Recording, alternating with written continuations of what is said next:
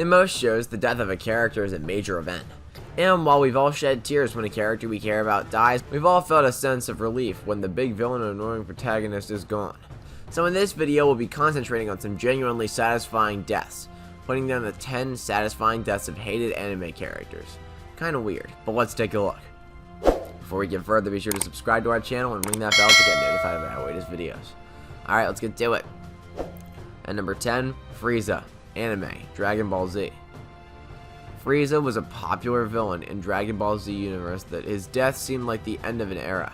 His struggle with Goku and the rest of the group had lasted so long that the last showdown had to be flawless. It's true. Goku's initial transformation into his Super Saiyan form, often regarded as one of the most iconic sequences in anime, enthralled Dragon Ball Z fans worldwide. And having Frieza accidentally beat himself seemed to fit his character arc perfectly. At number 9, Swain Forkbeard, anime, Vinland Saga. When we notice a kingly character, we know he's either going to be the coolest guy on the block or he's going to be absolutely the worst. Swain unquestionably belongs to the latter group. It was extremely thrilling to watch his loss, since it meant that Canute would eventually take over as king.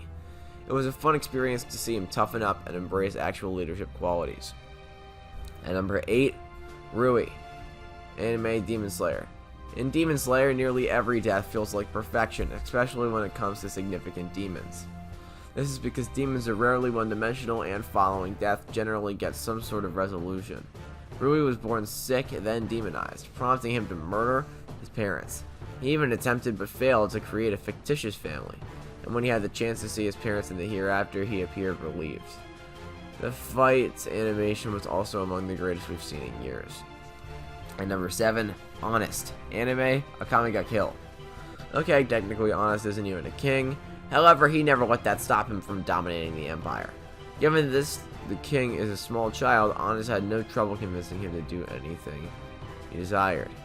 So witnessing Leon, who was also his closest friend, beat his skill in her bare hands after being shot numerous times seemed like a heavenly retribution. His conclusion in the manga, where he's hurled into a group of warriors, was much more gratifying. At number 6, Roberto, anime, Monster. This man wouldn't go away, no matter what, and he remained a terrible nuisance throughout the whole show. Even when you think he's dead, he comes back and beats up the lovable folks. When Roberto's time arrived, he just needed to eliminate one more crucial figure before departing from the moral sphere. When he eventually slumped to the ground, we honestly felt like cracking a bottle of champagne.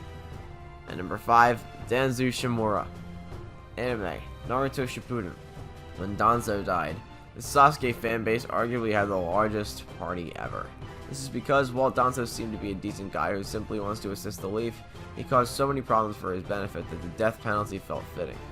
In addition, Sasuke finally got a significant kill under his belt. Even though Sasuke nearly killed his comrade to achieve his aim, the fight concluded in a high and enthusiastic tone. At number 4, The Smiling Titan, anime, Attack on Titan. The death of Aaron's mother was one of those scenes that we've seen so many times through flashbacks that we feel like our own family was beat. And at the center of that nightmare was the Smiling Titan, so when Aaron finally met face to face with the hungry guy, the stakes were pretty high. And in a move that's so typical of Attack on Titan, Miss Smiles gets beautifully ironic demise as Aaron accidentally orders all of the surrounding Titans to eat his foe alive.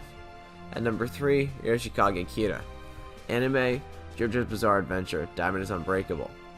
He was a fantastic villain, but we were happy to see him go. He was the pinnacle of cruelty, and overcoming him was a huge undertaking in itself, so when he eventually lost, it seemed like a beautiful, gratifying end to a long-running conflict. At number 2, Neferpitou, anime, Hunter x Hunter. For us, the cliche of placing a typically upbeat protagonist in a gloomy and dismal scenario has always been a turn-off, but no show did it better than Hunter x Hunter. Neferpitou was the ideal villain, and whenever she appeared on television, we were excited and scared. We all knew Gon was out for retribution the moment she killed Kite. Despite this, it was quite fulfilling.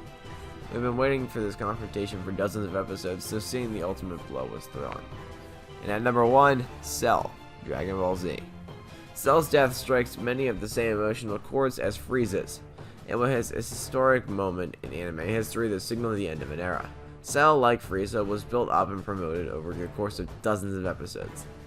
Even the last fight seemed like a competition in itself. So it was breathtaking to see Gohan, a character who hadn't done much up at this point, put on his big boy pants and pull off one of the most passionate and dramatic Dragon Ball Z bouts ever seen in the anime world. Well guys, that's it for this one. What'd you think about it? Let us know in the comments below.